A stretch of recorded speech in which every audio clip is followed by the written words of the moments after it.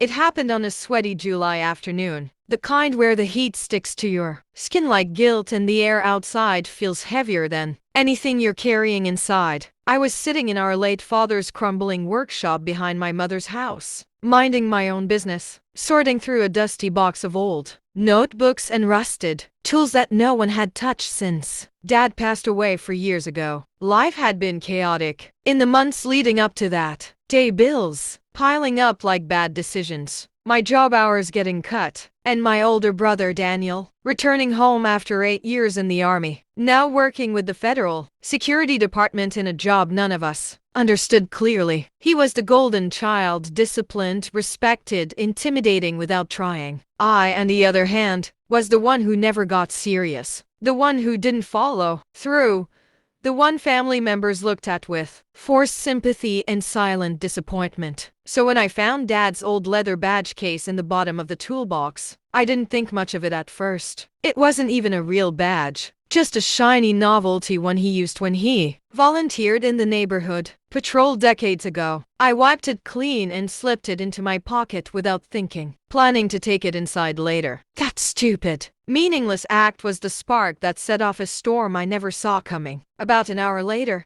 I heard loud voices outside, neighbors murmuring, gravel crunching under heavy boots. Then my brother's deep, authoritative voice cut through the air like a blade, echoing loud enough to make my stomach twist. "You're under arrest for impersonating a federal officer." Everything went silent for a beat, the kind of silence that freezes your blood. I stepped out into the sunlight, shielding my eyes, only to find Daniel standing in the yard in full tactical uniform, arms crossed, jaw tight, and the entire neighborhood gathered at the fence like they were watching a live episode of some crime documentary. My mother stood near the porch, horrified and confused, holding a dish towel like a white flag. "What are you talking about?" I asked, half laughing because the alternative was panicking. But Daniel wasn't joking. His face didn't soften, not even a little. He marched up to me, his boots pounding the earth, pulled the badge case out of my pocket like it was a weapon, and held it up to the crowd. "You want to explain why you're carrying a federal-style badge and telling people you work with us?" he demanded.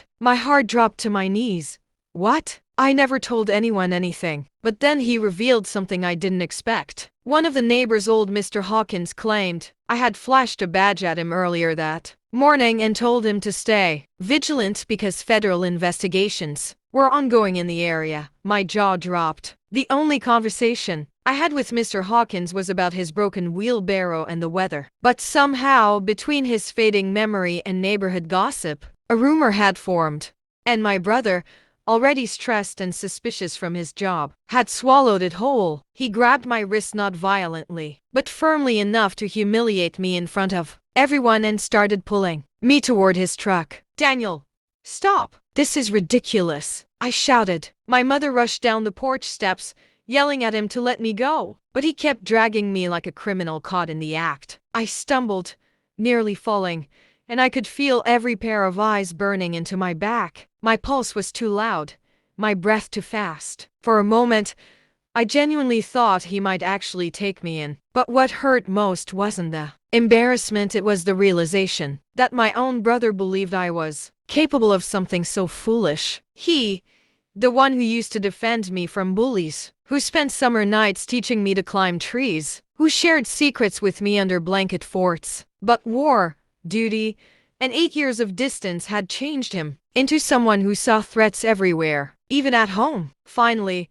I ripped my arm out of his grip and yelled his name so loud it startled even the nosiest neighbor. "Listen to me. It's Dad's old badge. That's all. Look at it, really look at it." He paused, breathing hard through his nose, the way he did when he was trying not to explode. He flipped the badge open again, this time studying it. After maybe 5 seconds, I saw the crack in his armor. His eyebrows shifted, his jaw unclenched. The badge wasn't real. It wasn't even remotely close to a federal badge. It had the Community Patrol logo inside, which was basically a glorified neighborhood watch emblem. He stared at it as if seeing it for the first time, and the crowd slowly started whispering among themselves. I could see the realization sink into his face, and the shame that followed. But instead of apologizing, Daniel snapped the case shut and marched toward the porch. barking at everyone that the situation was under control, and telling the neighbors to go home. Within minutes, the crowd dispersed like smoke, leaving me, Daniel, and Mom standing in the yard, surrounded by an awkward silence thick enough to choke on. Mom looked furious, but I couldn't even look at her or him. My chest hurt worse than any humiliation, worse than any of our past arguments. Daniel turned his back to me, rubbing his forehead like he was trying to erase the last 10 minutes from existence. Then, out of nowhere, he muttered, "I can't take chances anymore. You don't know the kind of things I've seen." His voice cracked just slightly, and for the first time, I recognized something I hadn't noticed before: fear. Real fear. The kind that sticks to you long after danger is gone. The kind that plants deep and quietly. Mom stepped toward him, her anger softening into concern. "But he's your brother," she whispered, her voice trembling. Daniel closed his eyes like her words were a blow. For a long moment, no one said anything. The cicadas buzzed in the trees. A car door slammed somewhere down the street. Life went on, but we were stuck in a moment that felt heavy and unfixable. Finally, Daniel walked up to me, and though he didn't say the words "I'm sorry," his expression did. Still, apology without acknowledgement felt empty. I crossed my arms. "You humiliated me in front of everyone," I said quietly. He nodded once, the guilt unmistakable. "I know," he said. "I shouldn't have handled it like that.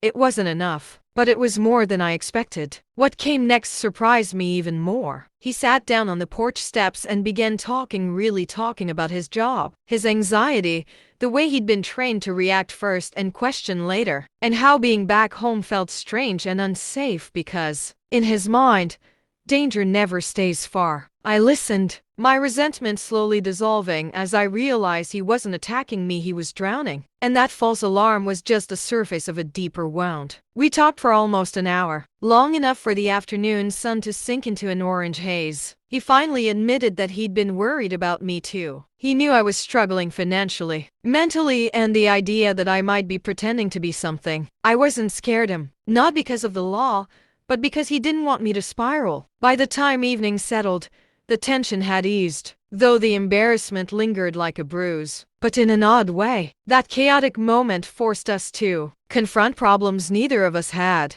been brave enough to mention. That night, he offered to help me find better work, to get on track again. And for the first time in years, we actually felt like brothers, not rivals, not strangers, not disappointments in each other's eyes. Just brothers. Now, months later, people still whisper about the arrest incident, though the story has grown and warped in ridiculous ways. Some say I forged a FBI badge. Others say Daniel tackled me to the ground, which never happened. But instead of getting angry, I've learned to laugh about it. Because as humiliating as that day was, it also became the turning point that saved our relationship. And every time I see Daniel now calmer, grounded, more open, it reminds me that sometimes the messiest moments have the clearest lessons. Sometimes a false arrest is exactly what arrests the distance between two people. And sometimes, the people who hurt you are the same people trying desperately to protect you, even from battles you didn't know you were fighting.